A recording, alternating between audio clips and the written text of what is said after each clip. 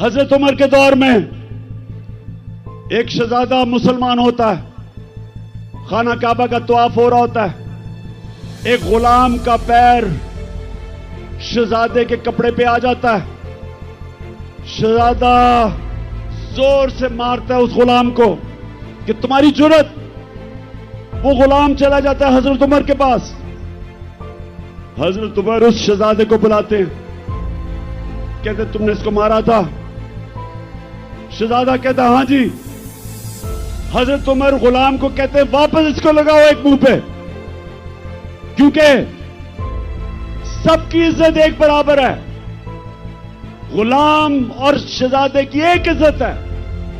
آج مغرب میں جائیں، برطانیہ میں جائیں، آپ کو پتا چلے گا کہ جو مدینہ کے ریاست کے اصولوں کے اوپر دنیا کی عظیم ریاست کھڑی کی تھی میرے نبی صلی اللہ علیہ وسلم نے، ان اصولوں کے اوپر آج مغرب میں لوگ چل رہے ہیں۔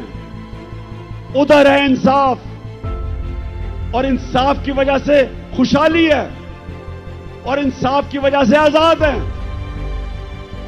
لوگ۔ ہر آدمی کو پتا ہے کہ میرے پر کوئی ظلم نہیں کر سکتا۔